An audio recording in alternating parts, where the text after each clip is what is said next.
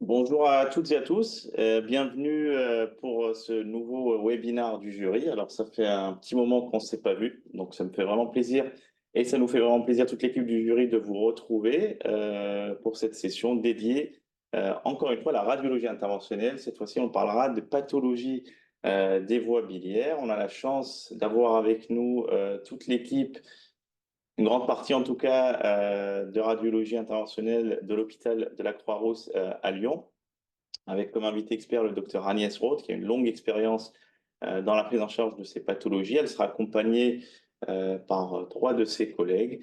Le docteur Verdal Cazès, qui nous parlera de la technique et du matériel pour les drainages biliaires. Puis le docteur Della Corte, qui nous parlera des drainages biliaires dans les situations de pathologie maligne. Et enfin, le docteur Fausse, qui nous parlera des drainages biliaires dans les pathologies bénignes. Donc, c'est une thématique très importante, hein. La radiologie interventionnelle, à notre sens, a toute sa place dans la prise en charge de ces pathologies de manière pluridisciplinaire.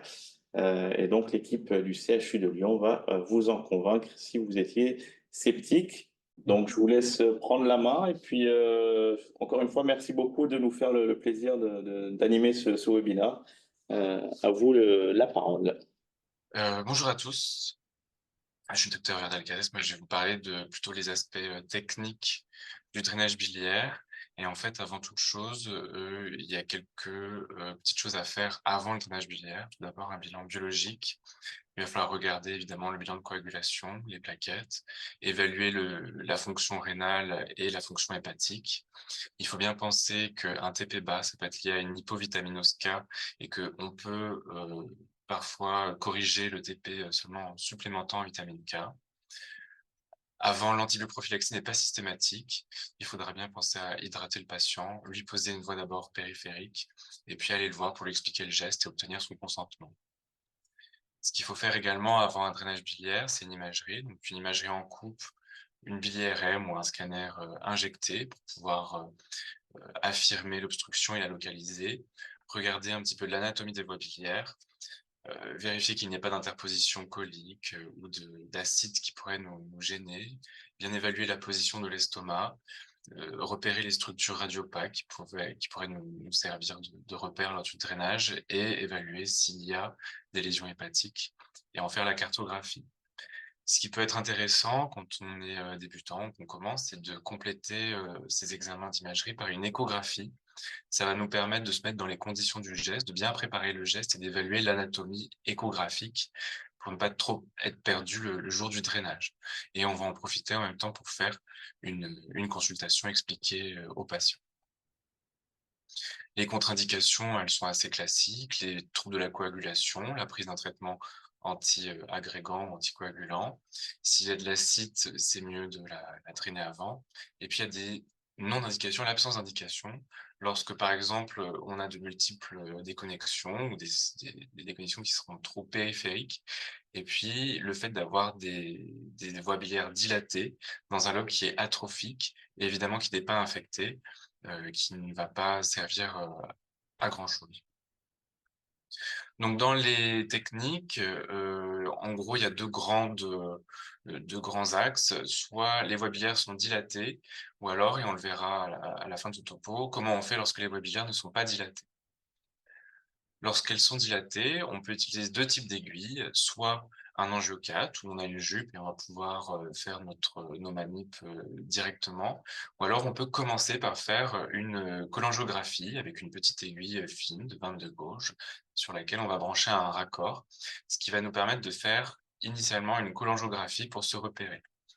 Ce qu'on peut vous conseiller, c'est de faire une cholangiographie qui doit rester locale, c'est-à-dire dans la zone qu'on désire drainer, comme par exemple chez ce patient qui a un cholangiocarcinome avec une dilatation assez focale. Et en fait, on va faire la cholangiographie dans le secteur qu'on désire drainer.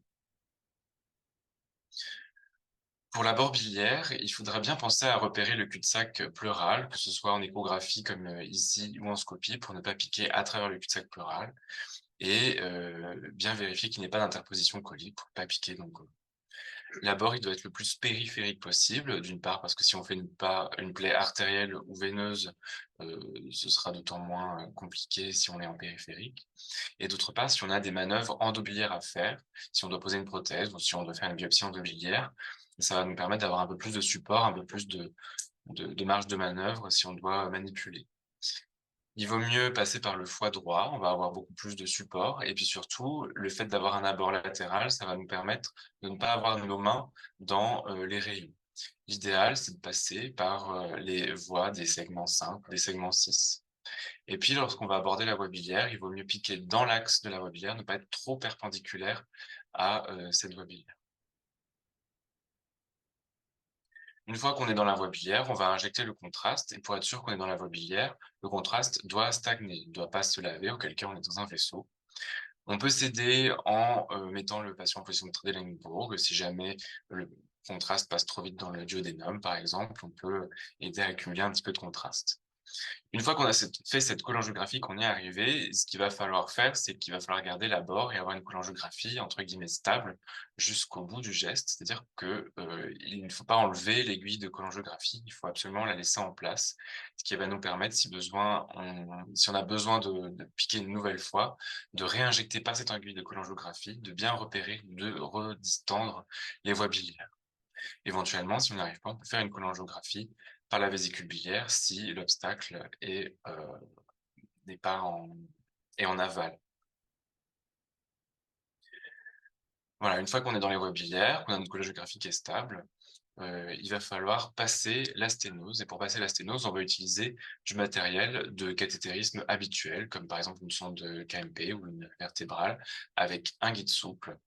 Par exemple, ici, on a une sténose hilaire qui est liée à un cholangiocarcinome, qu'on arrive ici à passer avec, une sonde vertébrale. On va pouvoir matérialiser comme ça l'épaule supérieure et inférieure de la sténose, surtout si on a besoin de faire une chirurgie ou de poser une prothèse dans un second temps. Et une fois qu'on a passé la sténose, il va falloir passer la, papille, il va falloir la passer en douceur parce que si on force un petit peu trop, on sait qu'il y a des risques de pancréatite aiguë. Et si cette papille est difficile à passer, c'est mieux de poser un drain de petit calibre. Le drain justement, on peut poser, 2 types de drains, soit des drains biliaires, soit des drains externes. Le mieux, c'est de poser un drain biliaire de 10 French. Comme on vient de le dire, si la papille est difficile à passer, il vaut mieux poser un drain un peu plus petit comme du 8 French. Heu et donc ça va être un drain interne, externe, comme ce type de drain ici. Si, vous n'avez, pas posé de prothèse métallique, il va falloir verrouiller ce drain pour pouvoir bien le bloquer, pour éviter qu'il tombe, qu'il chute. Et si ce drain chute, il faut considérer que c'est une urgence. C'est une urgence parce que, si ce drain chute et surtout dans les premières semaines, vous avez un risque de fuite de bile dans le péritoine et donc de péritonnite ischémique, de coller péritoine. Si le drain chute, il faut absolument redrainer en urgence. Si vous n'avez pas réussi à passer, la sténose, vous pouvez laisser un drain externe, un drain habituel en queue de cochon. Il faudra bien verrouiller la queue de cochon, comme dans ce cas ici où la sténose, n'est pas franchie, cette fistule n'est pas bien franchie. Heu, on laisse un drain externe où, on va bien donc verrouiller la queue de cochon. Il faudra penser à l'internaliser dans un deuxième temps, par exemple quelques jours plus tard et surtout ce qu'il faut garder à l'esprit, c'est que ce sont des drains qui ne sont pas très stables, qui vont avoir tendance à tomber, donc il faut absolument bien, utiliser tous les moyens qu'on a pour pouvoir, le fixer à la peau par exemple, mettre un pansement qui va le loquer. Un petit mot sur les abords gauche. Il faut pas oublier que sous anesthésie générale, le foie il peut être très ascensionné en raison de l'anesthésie générale et vous allez avoir une position qui peut être différente de ce que vous allez voir chez un patient qui sera, vigile. On peut faire une cholangiographie par le côté droit si vraiment c'est trop difficile pour, aller piquer par le côté gauche. Il faut penser que les canaux, ils sont un peu plus antérieurs et donc plus anti-déclive et on peut s'aider d'une position à l'inverse d'un Trendelenburg pour pouvoir aller les opacifier. Et ce qu'il faut bien avoir à l'esprit aussi, c'est que contrairement à l'abord droit qui sera horizontal, l'abord gauche, il sera vertical. Et en fait, vous allez voir sur les rayons votre aiguille qui va aller dans le même sens que les rayons, enfiler les rayons et ce type d'image un petit peu particulière lorsque vous faites un drainage par le côté gauche. En ce qui concerne les prothèses métalliques, on va le voir par la suite en fonction des indications, on peut utiliser des prothèses qui sont couvertes ou non couvertes. L'avantage des couvertes, c'est qu'elles sont extirpables.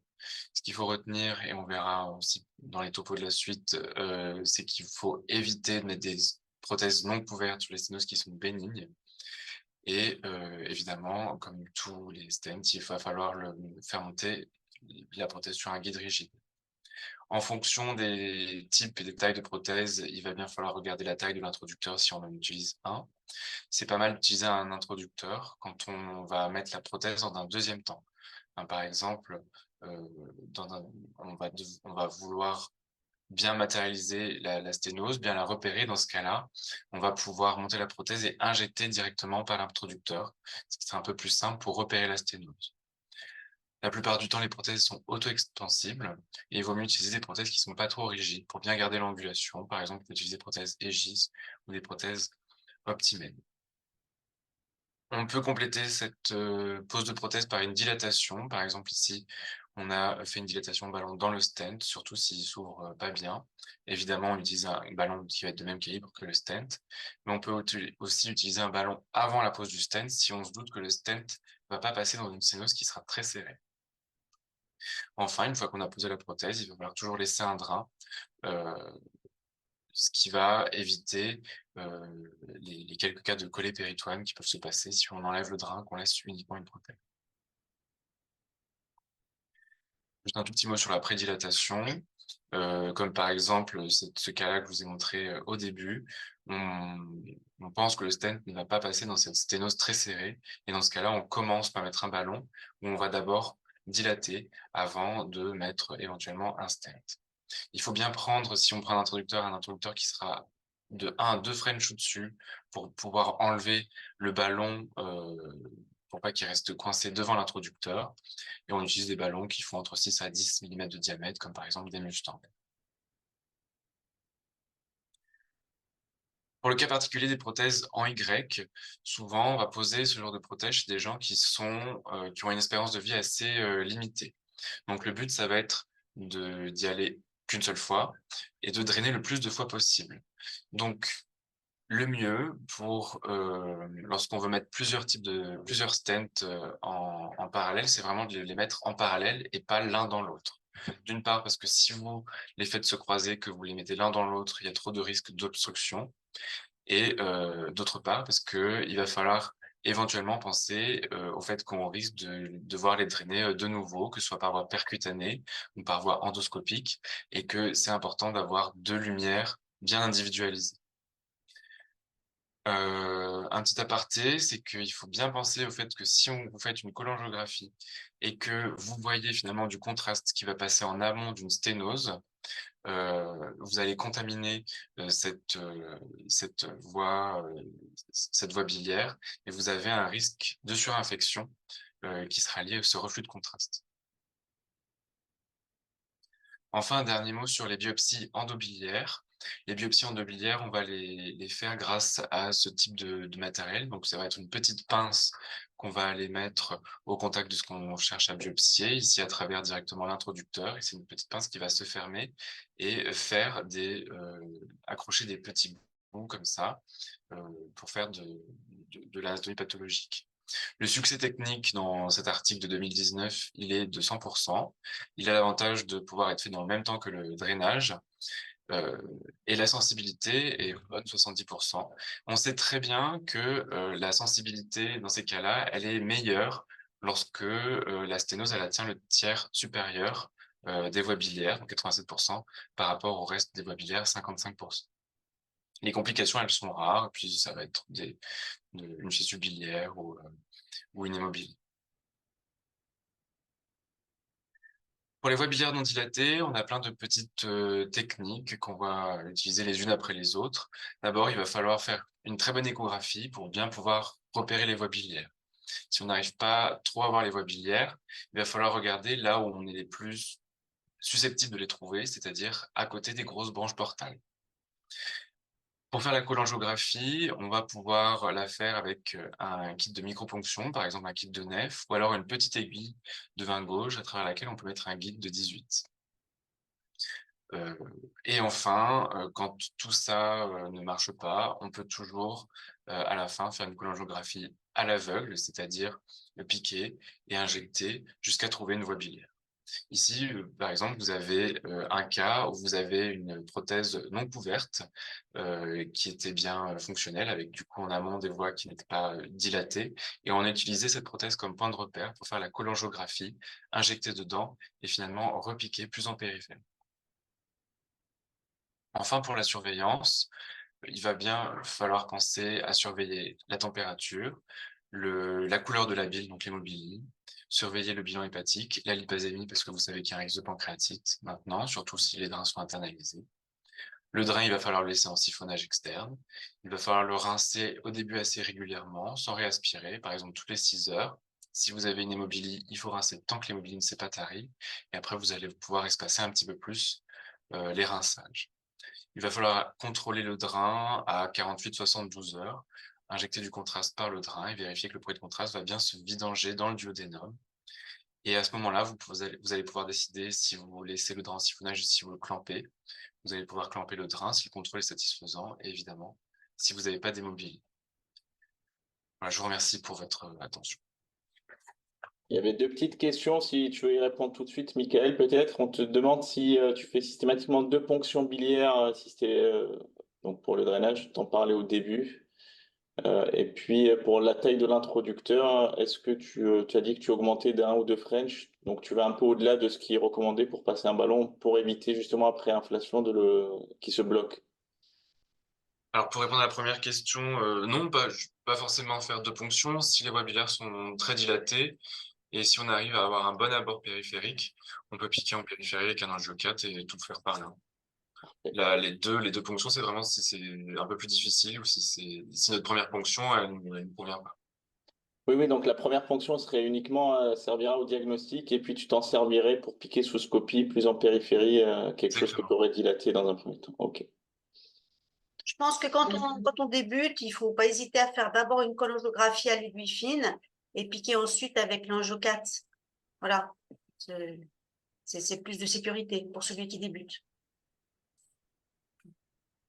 Et Et la seconde question? Et en ce qui concerne la seconde question, c'est surtout pour les ballons que je disais ça, parce que le ballon, vous allez arriver quand vous prenez un introducteur de la même, enfin, ce qui est conseillé pour le ballon, ça va être facile de le mettre dedans, mais on a toujours un peu de mal à le déflatter. Enfin, en tout cas, si on n'arrive pas bien à le déflater, on va pas pouvoir l'enlever de l'introducteur.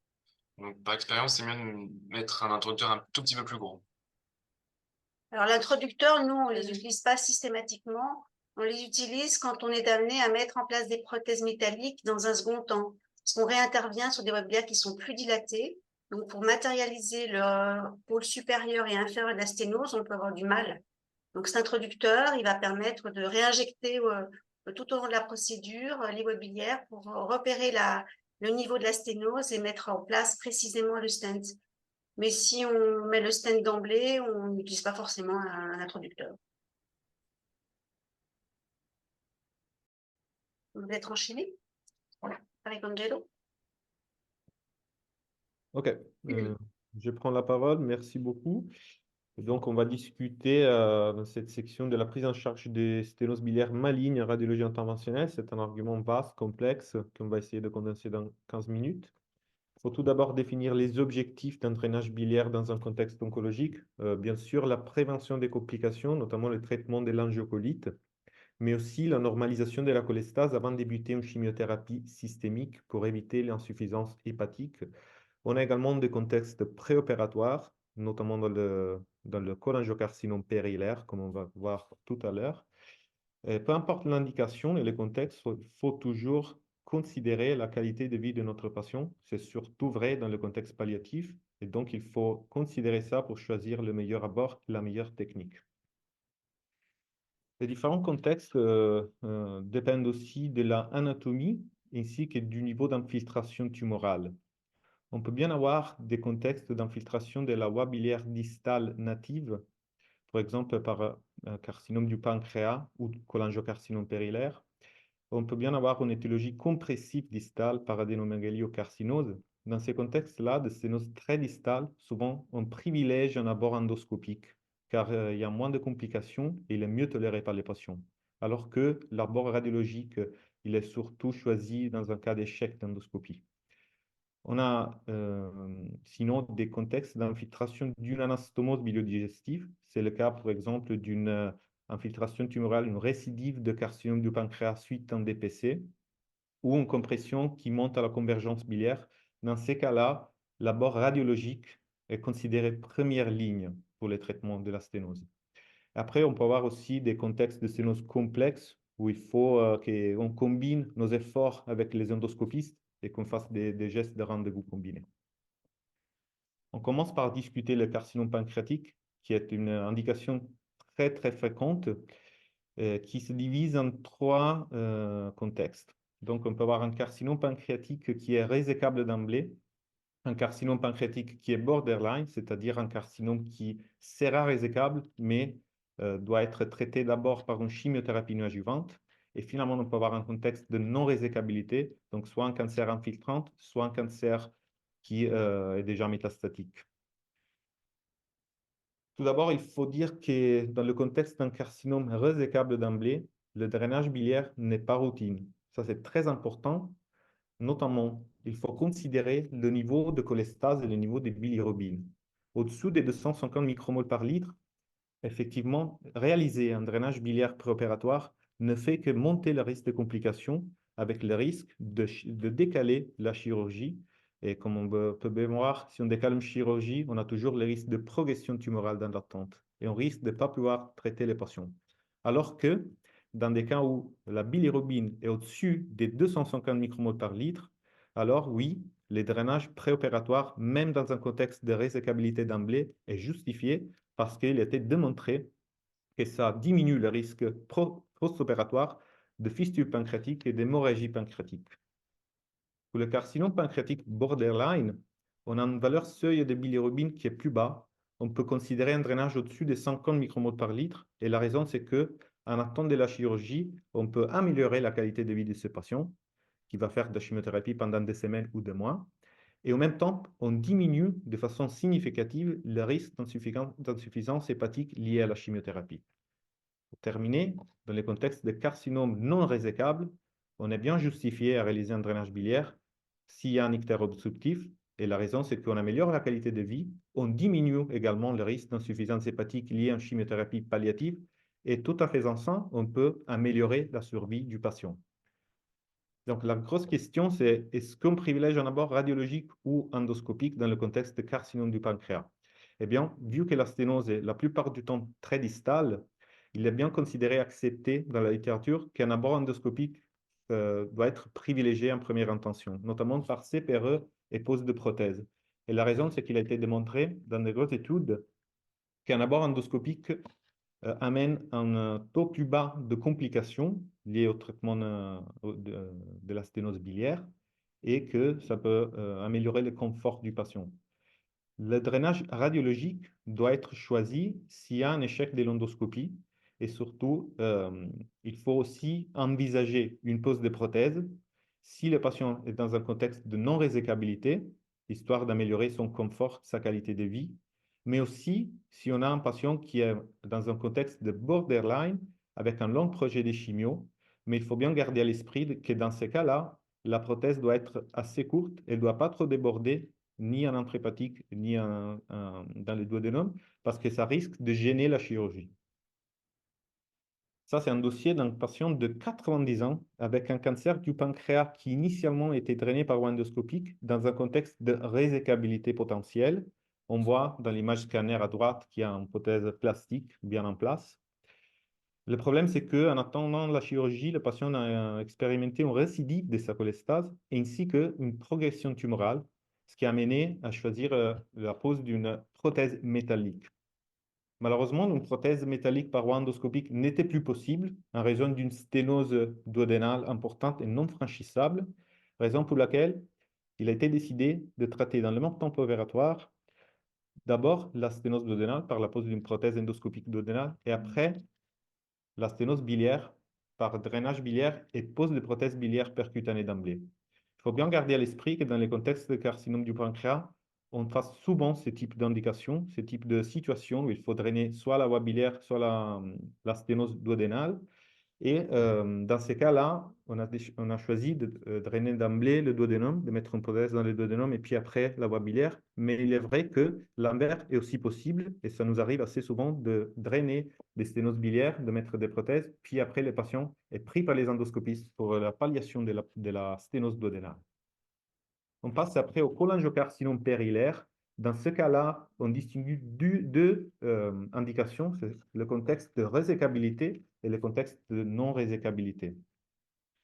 Le drainage préopératoire d'un cholangiocarcinome est fondamental et la raison, c'est parce que l'hépatectomie d'un cholangiocarcinome, souvent élargie, est un geste à haut risque de mortalité et morbidité à cause d'une insuffisance hépatique post-opératoire ainsi que de complications septiques. Du coup, un drainage en préopératoire, d'un côté, peut effectivement monter un peu le risque de complications septiques, mais surtout, ça permet d'optimiser la régénération hépatique et l'état général du patient en attendant la chirurgie, ce qui amène à une diminution significative de la mortalité post-opératoire. Et ça, c'est vrai surtout si on parle d'un niveau de bilirubine au-dessus de 50 micromoles par litre, parce qu'il a été démontré qu'au-dessus de cette valeur seuil, un drainage préopératoire diminue de façon significative la mortalité post-opératoire. Il faut aussi considérer le volume du futur foie restant qui doit de préférence dépasser le 40% du foie total. La cible du drainage, dans un cas de drainage préopératoire, doit être le futur foie restant. Donc, par exemple, dans un cas d'une hépatectomie droite, il faut qu'on draine le foie gauche. Ce qui est fondamental et primordial dans la prise en charge préopératoire d'un cholangiocarcinome, c'est le bilan d'extension de maladie qui doit inclure un scanner pour bien étudier l'envahissement vasculaire et décider d'abord si c'est résécable ou pas, mais surtout aussi le type de chirurgie que les patients doivent recevoir. Il faut surtout qu'il fasse une bile-IRM pour évaluer l'anatomie biliaire, décider c'est quoi les segments à drainer, donc c'est quoi les foies à traiter, c'est quoi les segments à drainer, et c'est quoi aussi la technique à privilégier, soit percutanée, soit endoscopique. Et finalement, il faut aussi réaliser une volumétrie hépatique, soit par scanner, soit par IRM, pour décider si envisager ou pas un geste d'embolisation portale préopératoire. Ici, c'est un dossier assez typique de prise en charge préopératoire d'un cholangiocarcinome. C'est un patient de 67 ans avec un Klatskin de type 3A, avec une infiltration de la convergence biliaire qui monte jusqu'à la confluence des voies hépatiques de droite. Donc, dans ces cas-là, le projet, c'était bien évidemment d'une hépatectomie droite, mais il y avait deux soucis. Un, que la bilirubine totale était très proche du valeur seuil de 50 micromoles par litre, et que surtout le volume du foie gauche n'était pas suffisant pour supporter une hépatectomie droite. Pour cette raison, le projet, c'était d'abord de drainer le foie gauche. Comme on voit, il y a un drainage biliaire interne externe du foie gauche qui a permis de réduire les valeurs de bilirubine à 25 micromoles par litre au bout d'une semaine. Et après, une embolisation portale droite qui a monté le volume du foie gauche jusqu'à 44%, ce qui a fait que le patient a pu recevoir son hépatectomie droite sans complication. Et du coup, dans le préopératoire, c'est quoi l'abord à privilégier? La réponse est très complexe. Il n'y a pas de réponse oui, radiologique ou endoscopique, mais on a une étude assez récente qui était une étude multicentrique sur les drainages préopératoires de cholangiocarcinome, soit par voie endoscopique, soit par voie radiologique, qui a montré tout d'abord une chose très intéressante, c'est que l'échec du premier drainage, avec la nécessité de réintervention, est la chose à surtout éviter parce que ça amène à des complications liées au geste, des complications liées à la chirurgie et à une augmentation significative de la mortalité post-chirurgie. Et donc, c'est quoi les facteurs qui sont associés à un taux de réintervention? Bon, les drainages endoscopiques étaient non significativement, mais un peu associés à un taux de réintervention, mais surtout, les drainages réalisés dehors d'un centre hépatobiliaire étaient très fortement associés à un taux de réintervention. Ce qui fait que c'est surtout important de discuter de façon collégiale avec les endoscopistes, avec les chirurgiens, avec nous, c'est quoi l'abord à privilégier en fonction de l'expertise locale. Une autre méta-analyse a montré les avantages de l'abord percutané sur plus que 400 patients traités par l'un des deux techniques. Donc, il faut dire que dans ce contexte, le drainage percutané radiologique a montré des taux plus bas de cholangite et pancréatite post-intervention, et après a montré les avantages théoriques de la possibilité de choisir la voie biliaire à drainer, comme on a vu par voie de l'échographie préopératoire. Il donne la possibilité de drainer des sténoses hautes et complexes et de pouvoir franchir des sténoses serrées par voie du push, par voie du matériel qu'on peut utiliser, comme on a vu tout à l'heure avec Michael. Tout ça amène un taux de réintervention beaucoup plus bas. On parle d'un 5% versus 126% vu avec l'endoscopie. Et pour terminer, il y a aussi l'avantage théorique de pouvoir biopsier le tissu tumoral, surtout sur des sténoses hautes situées, avec une sensibilité qui dépasse celle du spyglass, et surtout dans le cas des voies biliaires supérieures, comme on a dit tout à l'heure. Tout de même, la seule étude randomisée prospective sur les drainages préopératoires dans un contexte de Klatskin était réalisée en 2018 dans les Pays-Bas sur 54 patients et elle a montré que le drainage percutané était associé à une haute mortalité qui a mené à une interruption prématurée de l'étude.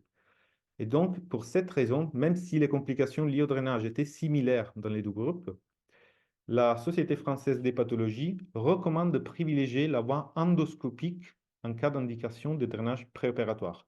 Après, si on va regarder dans les détails, ils disent qu'il semble légitime de proposer un drainage endoscopique par des opérateurs expérimentés.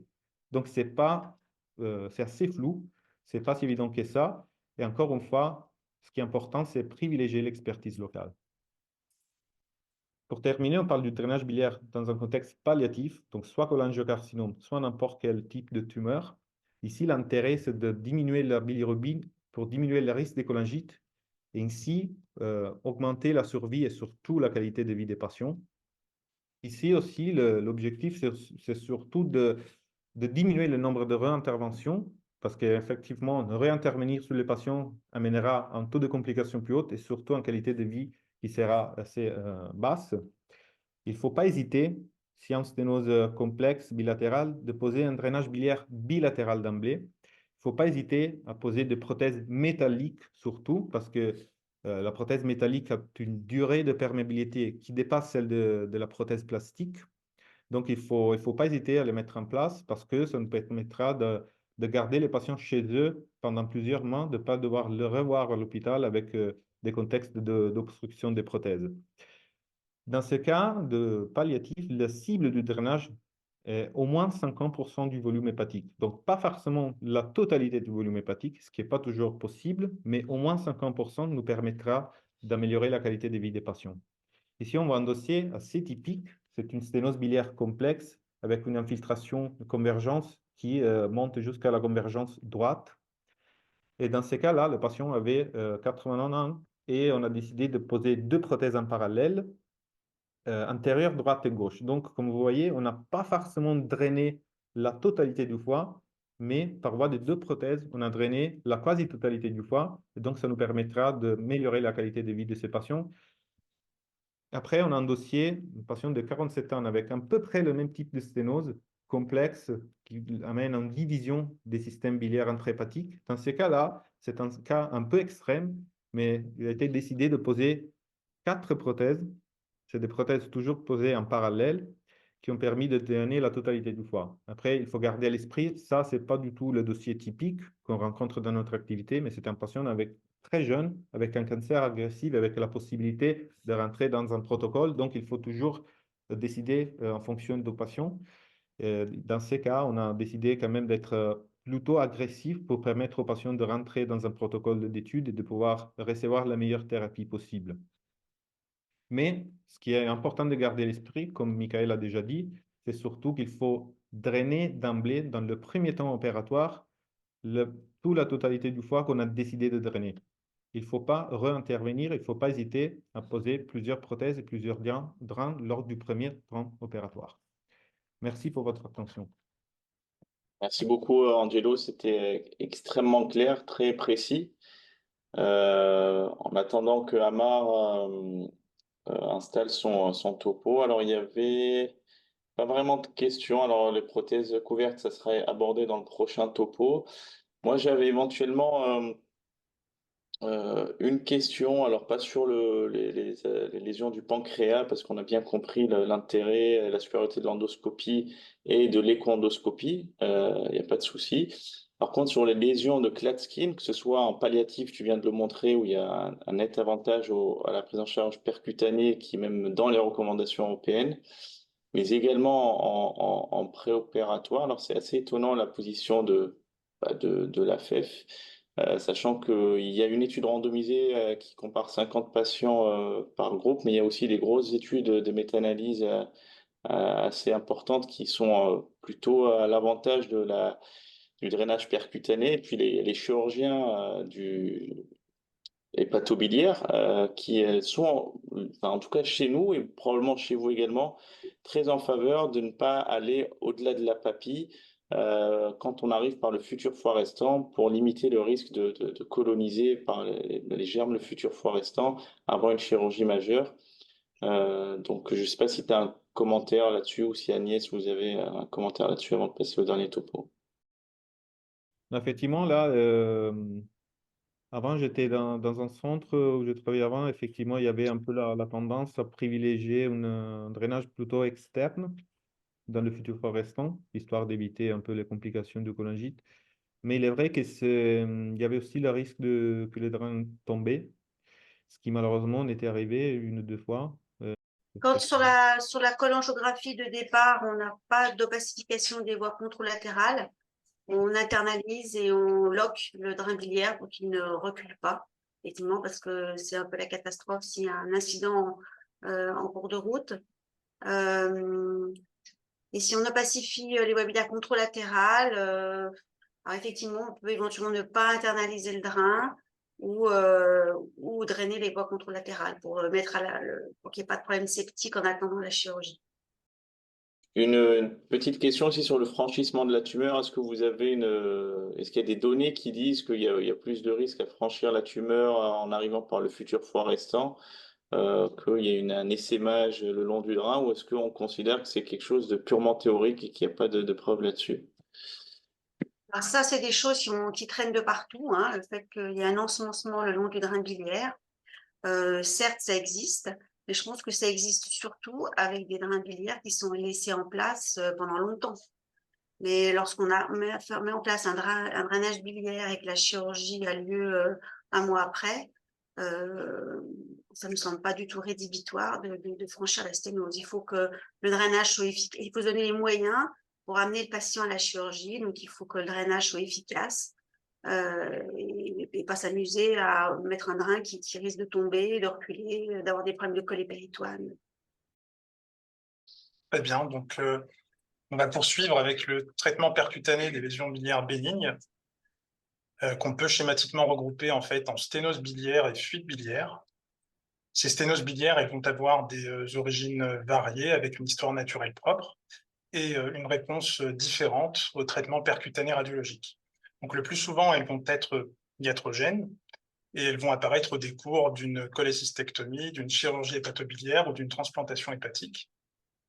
Elles peuvent être aussi inflammatoires, comme c'est le cas dans les pancréatites chroniques ou les cholangites sclérosantes, ou ischémiques, dans le cas par exemple d'une occlusion de l'artère hépatique, notamment chez les patients transplantés. Et plus rarement, on va voir des sténoses d'origine auto-immune, dans le cas par exemple de cholangite IgG4. Et puis ensuite, on a aussi des sténoses qui sont d'origine infectieuse ou lithiasique. La présentation clinico-biologique, elle est assez classique au final, avec donc un syndrome cholestatique qui sera associé ou non à un sepsis en fonction de s'il y a une infection. Le diagnostic se fait en première intention par l'échographie Doppler. C'est un examen qui est très sensible pour détecter une dilatation des voies biliaires intrahépatiques. Et l'autre avantage de l'échographie Doppler, c'est qu'on va pouvoir analyser une anastomose artérielle hépatique chez un patient transplanté, mesurer des index de résistance, rechercher une occlusion qui pourrait justement être à l'origine d'une cholangite ischémique. Bien sûr, on ne va pas pouvoir se passer du scanner et de la BIRM puisque l'imagerie en coupe a une très bonne spécificité pour faire la distinction entre lésions bénignes et lésions malignes. Et de plus, on va pouvoir localiser précisément les lésions et en déterminer l'extension. Alors, il y a d'autres diagnostics, il y a d'autres procédures diagnostiques qui sont un peu plus invasives, comme la cholangiographie percutanée qui est faite au cours d'un geste de drainage. On peut aussi citer la cholédocoscopie percutanée qui va permettre de visualiser directement le système biliaire et d'aller, par exemple, repérer un calcul intrahépatique qui n'est pas accessible à la CPRE, le fragmenter et l'évacuer dans l'anse biliaire. La classification de Bismuth, c'est la plus couramment utilisée. Elle est basée sur la localisation de la sténose, mais on peut aussi citer la classification de Strasberg qui, elle, prend en compte les fuites biliaires. Alors, la prise en charge, bien entendu, elle est pluridisciplinaire. Elle va impliquer des radiologues, des gastro-entérologues et des chirurgiens. Sans vouloir rentrer dans le débat endoscopie versus radiologie interventionnelle, il y a quand même certaines situations où le radiologue interventionnel va être au premier plan. Par exemple, quand on a une sténose duodénale ou une sténose papillaire qui n'est pas franchissable par l'endoscope, ou dans les cas d'anastomose biliodigestive ou de bypass. Comment traiter ces lésions? On dispose, nous, radiologues interventionnels, d'un arsenal assez large. Et on va donc parler dans les prochaines diapositives, tout d'abord de la dilatation de sténose par ballonnet, du calibrage de sténose par drain, de la mise en place d'une prothèse couverte extirpable et rapidement des prothèses biodégradables. Donc tout d'abord, la dilatation de sténose par ballonnet, c'est une technique qui est en fait assez ancienne et qui date des années 70, dont le principe est assez simple. On va venir positionner un ballon au contact d'une sténose et on va donc dilater cette sténose à plusieurs reprises au cours des différents contrôles. En général, cette dilatation, elle n'est pas pratiquée toute seule. On va l'associer à un calibrage par drain ou à la pose d'une prothèse couverte. Et il faut savoir qu'elle n'est pas recommandée dans le cas d'une anastomose biliaire récente, puisqu'on peut être traumatique et on peut entraîner une déchirure de l'anastomose. Donc il y a plusieurs études qui montrent que la dilatation au ballonnet seule est efficace, avec des résultats qui sont assez variables en fonction des études, entre 38 et 67% d'efficacité au long cours. Le calibrage par drain, c'est une technique qui va consister à aller positionner un drain de gros calibre au travers de la sténose pendant au minimum 3 à 6 mois pour l'élargir, pour remodeler cette sténose. Et donc, bien entendu, on ne va pas poser d'emblée un drain de très gros calibre, on va plutôt avoir recours à une augmentation progressive du calibre en mettant par exemple d'abord un drain de 10 French, puis de 15, puis de 18. Alors nous, dans notre service, on utilise des draps en silicone de 15 French ou de 18 French qui sont souples et donc plus confortables pour les malades. On les fabrique nous-mêmes en fait à partir de tubulures d'oxygène qui sont stérilisées. Donc ça coûte beaucoup moins cher et c'est très efficace. L'association calibrage par drain et dilatation de sténose a montré un taux de succès en fonction des études qui est de l'ordre de 80% et donc en fait supérieur à celui de la dilatation seule. Donc voilà un exemple de lésion de la voie biliaire principale après une chirurgie pancréatique. L'image de gauche, sur l'image de gauche, on a... Alors, je vais essayer de mettre le pointeur, ce sera peut-être plus clair. Donc, sur l'image de gauche, vous voyez qu'il y a une sténose ici, au niveau de la voie biliaire principale. On fait donc notre abord percutané, on accède à la voie biliaire principale, on confirme bien la présence d'une sténose. On met dans un premier temps un drain standard 10 French qu'on internalise dans le duodénum. Puis le patient est repris 15 jours plus tard. On pratique une cholangioplastie, on dilate donc cette sténose avec un ballon de calibre adapté. Et on va mettre un drain silicone 15 French que le patient va garder au minimum 3 mois. On reprend le patient 3 mois plus tard, on lui fait une nouvelle cholangiographie. Et là, on voit qu'en fait, la sténose s'est presque complètement résolue. Pour rappel, l'image de sténose initiale qui était quand même assez parlante. En général, on peut aller jusqu'à 6 mois. Dans ce cas précis, on a pu s'arrêter là puisque le traitement était déjà efficace. Alors, les prothèses couvertes extirpables, elles ont pour avantage d'avoir un diamètre plus important que celui des drains de gros calibre. Elles offrent en plus une force radiale élevée et une dilatation qui va durer dans le temps. Elles sont plus confortables pour le patient puisque le patient va pouvoir rentrer chez lui au bout de 48 heures sans drain externe. Le problème, c'est qu'on ne peut pas forcément toujours les positionner. Par exemple, quand on a une anastomose biliodigestive qui est très courte, c'est difficile de positionner correctement cette prothèse. Et l'autre inconvénient, c'est leur retrait, puisqu'effectivement, il faut les retirer, puisqu'elles risquent de se boucher sur le long terme. Le retrait est difficile, puisqu'en général, voire même toujours, il se fait sur des voies biliaires non dilatées, étant donné que la sténose a été levée par la prothèse. Une petite parenthèse sur les prothèses non couvertes. Elles sont réservées aux patients qui présentent une espérance de vie limitée et qui ont donc notamment des tumeurs malignes. Pourquoi? Parce qu'elles risquent avec le temps de s'épithélialiser et de s'occlure, et on ne peut pas les retirer. Voici un exemple de sténose d'une anastomose biliodigestive chez un patient qui est transplanté. Donc vous avez sur cette image une bili-IRM avec une franche dilatation des voies biliaires intrahépatiques. On fait donc une cholangiographie à l'aiguille fine, puis on accède à la voie biliaire principale avec un autre abord un peu plus périphérique. Donc là, encore une fois, la cholangiographie nous aide en fait à avoir l'anatomie de l'arbre biliaire, puis l'accès est un peu plus périphérique. On confirme bien la présence d'une sténose, on devine un passage de produit de contraste qui est très discret dans l'anse biliaire, et on va dans un premier temps mettre un drain dans l'anse biliaire, dit French. On reprend le patient un mois plus tard, et en fait, on voit que la sténose persiste, on s'y attendait un peu. On dilate cette sténose avec un ballon, et puis on décide pour ce patient de mettre en place une prothèse couverte, puisqu'on a priori la place de larguer cette prothèse couverte. Et voilà le résultat final qui est satisfaisant. Maintenant que cette prothèse a été posée, il faut penser à la retirer. Donc le retrait se fait en général 6 mois plus tard. Vu que les voies biliaires ne sont pas dilatées, on peut ponctionner directement la prothèse pour avoir une cholangiographie. Et ensuite réaliser un abord un peu plus périphérique.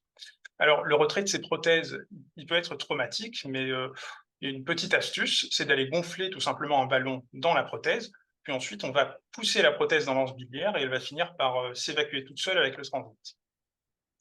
Vous voyez sur cette image donc de contrôle final que l'anastomose biliodigestive est largement ouverte et qu'il n'y a plus de sténose. Alors parfois, au moment de retirer ces prothèses, on se rend compte qu'en fait, sur le cliché d'ASP qui est fait au moment du retrait, on se rend compte qu'elles ne sont plus présentes, elles ont spontanément migré. Ça ne veut pas dire que le traitement n'a pas été efficace, au contraire, ça veut dire que la sténose a été levée, ce qui a laissé la place à la prothèse pour tomber. Je vous montre un dernier exemple de prothèse, mais cette fois, c'est une prothèse non couverte qui a été posée chez un patient qui avait une sténose d'une anastomose biliodigestive, a priori une sténose maligne, puisqu'on avait décrit une carcinose péritonéale sur son scanner. Et en fait, le patient est revenu 2 ans plus tard. Vous voyez que l'anse biliaire est dilatée, les voies biliaires intrahépatiques sont également dilatées, la prothèse est sectionnée complètement, et on a cette image de bézoard au contact de la prothèse, donc une prothèse qui est complètement bouchée. En fait, le patient n'avait pas de carcinose péritonéale, c'est la raison pour laquelle il était toujours vivant 2 ans plus tard, et c'est justement pourquoi on ne pose pas des prothèses non couvertes dans un contexte de sténose qui n'est pas maligne. Un petit mot sur les prothèses biodégradables. Alors, elles sont fabriquées sur mesure à partir de polydioxanone. C'est le même matériau que celui utilisé pour le fil de suture. Elles ne sont pas radio-opaques, mais souvent, on va positionner des marqueurs métalliques aux extrémités de la prothèse. Leur avantage, c'est qu'elles vont se résorber spontanément en 3 à 6 mois, et surtout qu'il n'y a pas de procédure de retrait, et donc une meilleure qualité de vie pour les patients. On passe aux fuites biliaires. Donc, les fuites biliaires correspondent en fait à la complication la plus fréquente après une chirurgie hépatobiliaire. Elles peuvent être anastomotiques ou non anastomotiques. Dans ce dernier cas, elles seront souvent liées à des variantes anatomiques passées inaperçues. Sur ce schéma, vous pouvez voir par exemple que dans cette configuration, avec un canal sectoriel postérieur qui s'abouche directement sur le cystique, le chirurgien, au moment de la cholécystectomie, va peut-être accidentellement ligaturer ou sectionner ce canal sectoriel postérieur, ce qui peut être assez problématique pour le patient. Le drainage d'une fuite biliaire, c'est une urgence, puisqu'il y a d'une part un risque de sepsis, et d'autre part un risque de complications artérielles. Les artères baignent dans la bile et un peu comme dans une pancréatite aiguë, elles peuvent finir par s'éroder. On peut voir des faux anévrismes et des saignements. L'objectif du traitement, bien sûr, c'est de tarir la fuite et de prévenir la sténose. En général, voire même toujours, on va mettre des drains de calibre assez gros pour vraiment pouvoir assécher cette fuite biliaire. Le traitement percutané radiologique, il a toute sa place et il va dépendre un peu du type de fuite biliaire. Quand on a une communication directe entre la voie biliaire d'amont et la voie biliaire d'aval, on peut tout simplement avoir recours à un drainage biliaire conventionnel interne-externe. Quand on a une communication indirecte au travers d'un biliome, le drainage radiologique seul peut se révéler compliqué, et c'est là où on va faire appel à nos collègues endoscopistes pour donc retrouver le trajet biliaire et permettre un rétablissement de la continuité biliaire. Enfin, il y a des cas où la voie biliaire d'amont ne communique pas du tout avec la voie biliaire d'aval, et on peut être amené à créer un nouveau trajet avec un sabre, un peu comme pour un TIPS en fait, pour reconstituer l'anatomie biliaire.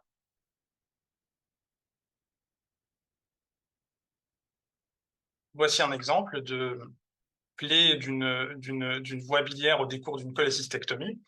Donc, on nous a demandé de la traiter. On a pu réaliser une cholangiographie en passant directement par les lames chirurgicales que vous voyez ici. Donc, on met un petit cathéter, on injecte du contraste et on opacifie comme ça à rétro les voies biliaires.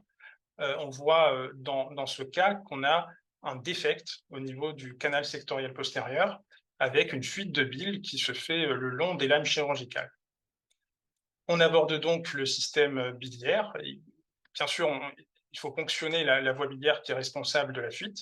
On pose un drain standard, dit French, qui est gardé au long cours.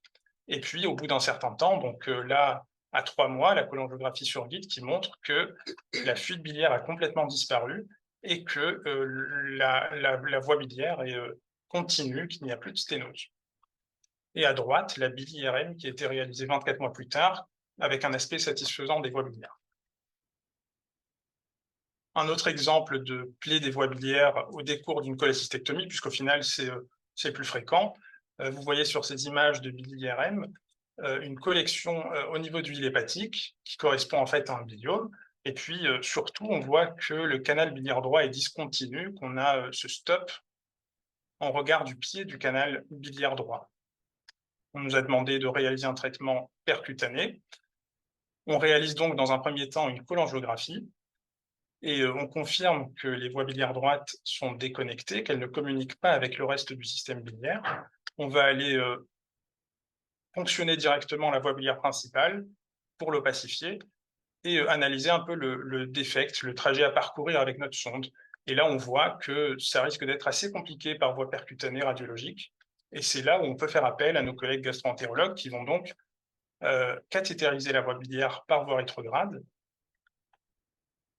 nous mettre un guide au niveau de la fuite, en fait, et puis nous, on va arriver par voie percutanée radiologique avec un lasso, attraper le guide et reconstituer le trajet biliaire. On ballonne, et puis on met un drain standard, en général de B-French, qui peut être augmenté ensuite de calibre, qui sera gardé au long cours.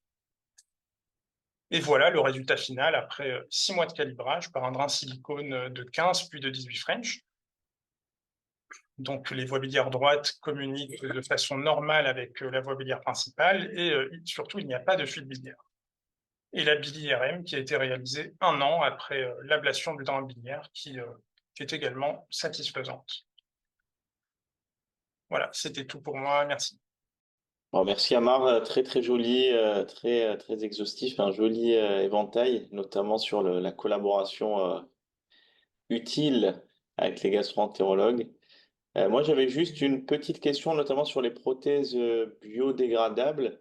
Alors, on n'en a pas l'expérience encore. Nos collègues radiopédiatres dans notre structure débutent, notamment pour les problématiques liées à la pédiatrie, au greffé, et puis à l'impossibilité de mettre des gros intros pour mettre des grosses prothèses extirpables, et puis l'inconfort des drains à demeure.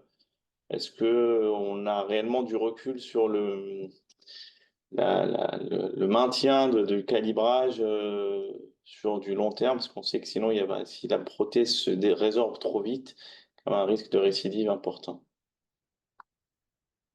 Alors, nous aussi, on n'a pas vraiment l'expérience dans notre service. C'est une technique qui est toute récente au final, avec des études qui montrent une efficacité et un taux de succès au long cours qui est aux alentours de 72%, en fonction des études, un peu plus ou un peu moins. Mais voilà, donc effectivement, il y a ce risque que la prothèse se résorbe un peu trop vite et que la sténose persiste. Non, on n'en a pas l'expérience chez l'adulte. C'est vrai que c'est une prothèse qui n'est pas remboursée. Donc, pour l'instant, on fait avec. On n'a pas testé. Eh bien, vous avez une astuce pour donc le calibrage à demeure, là, est-ce que vous fixez avec un fil? Est-ce que vous mettez des systèmes adhésifs? Est-ce que les patients gèrent eux-mêmes? Parce que je trouve que c'est quelque chose qui revient quand on les revoit tous les 2 mois là, pour des changements itératifs. Finalement, ils sont très contents juste au niveau de la peau, quoi. Donc, en général, ce qu'on fait, c'est qu'on les fixe avec 2 points de suture. Parfois, moi, ce que j'aime bien utiliser aussi, c'est les systèmes Hollister, les systèmes qui se collent vraiment à la peau et qui vont venir, on va venir fixer le drain de manière assez forte. Voilà, mais ça arrive quand même que ces drains tombent et qu'on soit obligé de les repositionner en urgence. Mais c'est vrai que si on explique bien aux patients la prise en charge du drain, s'il y a des soins infirmiers réguliers, qu'on est alerté dès qu'il y a des petites rougeurs cutanées, si le drain est parfaitement bien positionné dès le début, on a des patients qui vivent 6 mois avec leur drain silicone, enroulés sous un pansement, qui retravaillent, voire qui font du sport. Enfin, je veux dire, il y a des... c'est pas... au quotidien, il y a des patients chez lesquels ça se passe très bien, hein. En tout cas, merci pour les 3 topos. À vous la parole, Dr. Rose, qui avait écouté attentivement. Si vous avez des remarques, des commentaires, j'imagine que vous en avez plein. C'était juste une remarque un petit peu générale. Là, vous avez pu avoir un aperçu de tout ce qu'on peut faire par voie percutanée, avec à chaque fois un chevauchement entre ce que peuvent faire les endoscopies, c'est ce qu'on fait en radiologie, et que ce que vous avez vu là, c'est peut-être pas forcément l'expérience de votre centre, parce que l'expérience du centre, elle est très importante. Les endoscopistes, maintenant, dans des centres hépatobiliaires, arrivent à faire des choses assez extraordinaires avec des drainages transgastriques. Et moi, je suis convaincue que le radiologue, il a beaucoup à apporter dans la prise en charge des patients, qu'il ne faut pas perdre le contact avec les endoscopistes, il faut discuter des dossiers en RCP, il faut analyser avec eux les billes IRM, il faut savoir aussi se rendre disponible. Nous, on a un système où lorsque on travaille dans la salle à côté des endoscopistes et lorsqu'ils n'arrivent pas à monter un drain, monter une prothèse, eh bien, on est juste à côté, on profite de la même anesthésie pour continuer le geste et pour que le patient ne soit pas réendormi quelques jours plus tard. Alors, c'est vrai que ça nous demande quelquefois beaucoup d'efforts, mais je pense qu'à ce prix-là, eh bien, ils vont plus facilement se tourner vers nous pour un coup de main, pour un conseil, pour un geste à 4 mains. Parce que je suis sûre qu'il y a des indications, on a vraiment un rôle à jouer. Une fistule biliaire, par exemple, sur une inhalation bilodigestive, il faut savoir faire un drainage biliaire parce que c'est compliqué, mais on rend un service incroyable aux patients si on arrive à mettre en place un drain dans des voies biliaires non dilatées pour tarir la fistule. L'autre cas de figure où je pense qu'on a vraiment un rôle à jouer, et là, il ne faut pas qu'il y ait un grain de sable pour que le processus puisse aller jusqu'au traitement, c'est le cholangiocarcinome périlaire. C'est quelque chose, une prise en charge qui est difficile, qui est compliquée, mais je suis persuadée que si on va drainer, si on discute bien avec le chirurgien avant que quiconque ait fait quoi que ce soit, il ne faut absolument pas qu'il y ait de gestes endoscopiques avant la discussion. Eh bien, on va pouvoir faire le drainage sélectif du foie qu'on va garder, choisir la bonne taille de drain, la dilater quand il faut, et puis réaliser rapidement l'enlever son portal, voilà, la bioembolisation. Et en fait, le patient, on arrive à l'amener à la chirurgie que si tout a parfaitement fonctionné. s'il y a un grain de sable, s'il y a un drain qui tombe, s'il y a un traitement endoscopique qui a été fait dans le foie contralatéral, c'est des problèmes septiques, et bien malheureusement tout ça souvent n'arrive pas à terme. Voilà. Très bien. Oui, ben, on a une question à ce titre sur les Klatskin ou les cholangiocarcinoma de la part du docteur Sophie Aufort, hein. Donc, on a quand même une audience de qualité qui représente l'AFRI, qui demande s'il y a une indication de prothèse couverte dans les cholangiocarcinomes et peut-être également à plus large titre dans les pathologies malignes, notamment parce qu'il y a une théorie sur le freinage de l'ingrowth, c'est-à-dire de la croissance endoprothétique par la couverture pour les cancers. Je Alors, peux... prothèse couverte, pourquoi pas, mais à condition que ce soit uniquement sur la voie biliaire principale, parce que dès qu'on monte, on arrive à la convergence, on est très limité pour le positionnement des prothèses couvertes, hein, parce on va gêner le drainage du foie contralatéral. Je suis pas certaine qu'il ait été montré que d'utiliser une prothèse couverte, ça va limiter la réexpansion intratumorale. On met une prothèse non couverte, et puis s'il y a une réactivation du processus tumoral, on peut discuter soit de réintervenir, de remettre une prothèse non couverte à l'intérieur, ou bien ça nous est arrivé de demander à l'endoscopiste de mettre en place une prothèse plastique à l'intérieur de la prothèse non couverte. Enfin, il y a plein de possibilités. Et oui, Sophie, même en palliatif, effectivement, parce qu'elle redemande si c'est même en palliatif, effectivement, c'est ce que vous dites, c'est qu'il n'y a pas de bénéfice prouvé sur la prothèse couverte versus non couverte, même en palliatif. On a bien compris. Il y avait une autre question, du coup, qui va recouvrir l'ensemble des topos. Je ne sais pas si tu en avais parlé, Michael, mais sur l'antibioprophylaxie, on sait que chez nous, les anesthésistes sont très regardants sur les risques de résistance, d'anaphylaxie. Donc, nous, ils nous limitent au maximum. Quelle est votre attitude? Est-ce que c'est systématique ou non? Alors, nous, il n'y a pas d'antibioprophylaxie, enfin, on met pas de traitement en route. Bien souvent, ils en ont quelquefois déjà auparavant. Et éventuellement, en cours de geste, ils peuvent faire un flash d'antibiotiques, mais qu'on ne poursuit pas derrière. D'accord. Donc, au cas par cas. Voilà. Super topo. Effectivement, je rejoins Sophie Aufort.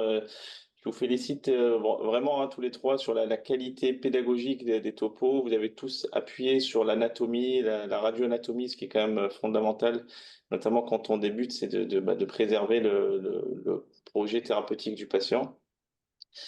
Je reste convaincu après vos topos que le drainage biliaire en radiologie interventionnelle a un long avenir.